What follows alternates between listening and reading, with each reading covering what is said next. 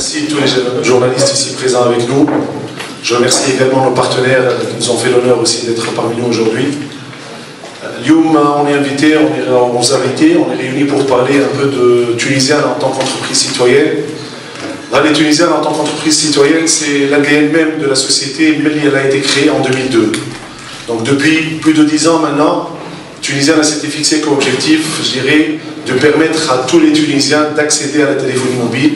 C'était un objectif pour nous primordial, c'était quelque chose de nouveau à l'époque. Et donc au fur et à mesure qu'on avançait dans la couverture du pays, on a découvert la Tunisie, on a découvert, je dirais, les valeurs humaines et responsables qu'est le peuple tunisien, nos chers amis tunisiens.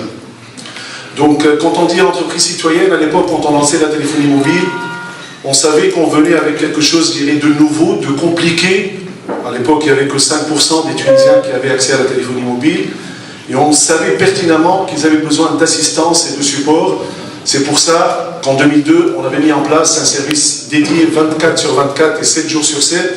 Et à l'époque, c'était une révolution dans le pays, hein, on peut le dire clairement. Puis quand on dit aussi une entreprise citoyenne, c'est aussi la proximité que nous pouvons avoir avec nos clients.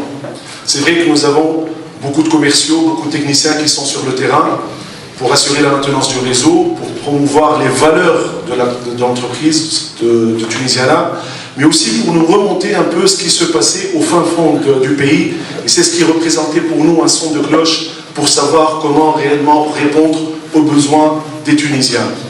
Donc, un peu plus de 10 ans déjà, les choses ont bien changé, les choses ont évolué.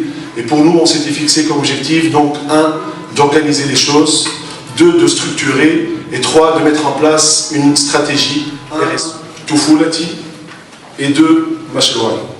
Alors, Toufoulati, on va aller réellement au véritable point qui concerne Toufoulati ou Toufoula, que sont la santé, l'éducation, le sport et plein d'autres choses. Et puis Mashrouaï, c'est un sujet d'actualité aujourd'hui, Friblette, donc on va parler beaucoup plus de l'emploi, de l'employabilité et de l'entrepreneuriat. Donc aujourd'hui, au nom de, je dirais, de Tunisiana et de toute la direction communication qui a travaillé, je dirais, durement sur ce sujet, on est très fiers d'annoncer la naissance, je dirais, de 2 emplois assez importantes dans la stratégie de Tunisiana. Mais aussi, on est très fiers aussi, je crois qu'on vous a déjà remis le premier bilan, je dirais, publié par Tunisiana de notre stratégie RSE, et pour pouvoir porter ce label, je dirais, d'acteur responsable, je crois qu'il faut s'inscrire dans une démarche proactive où on vous donnera des comptes de tout ce que nous faisons comme action responsable. Donc encore une fois, merci. De la même manière.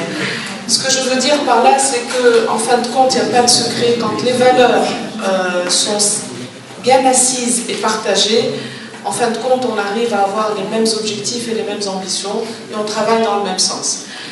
Alors, je voudrais aussi vous accueillir dans cet espace qui n'a pas été choisi comme ça d'une manière anodine, tout simplement. Une galerie d'art, un espace culturel, c'est tout simplement parce qu'on nous a souvent dit « vous êtes mécène de la culture », c'est vrai, mais c'est parce que notre sentiment profond et notre conviction, c'est que la culture est le vecteur de changement et d'éducation dans l'absolu. C'est-à-dire que le sport, le social, effectivement, sont aussi des préoccupations pour nous et nous nous engageons auprès de ces activités-là, mais la culture reste quand même le plateau qui va, la plateforme qui va soutenir aussi bien Toufoulati que Mashrouaï. On ne peut pas changer les choses si la culture est absente, la culture dans le sens large évidemment.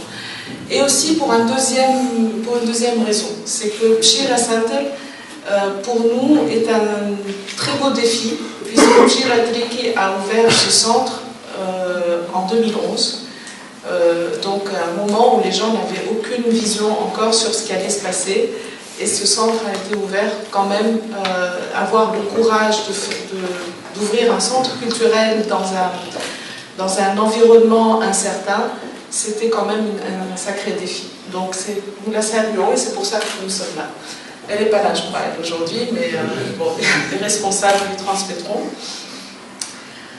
Et puis finalement, donc pour un tout petit peu transmettre nos émotions quand on a soutenu toute toutes les activités qui nous ont paru aller dans le bon sens pour notre engagement social.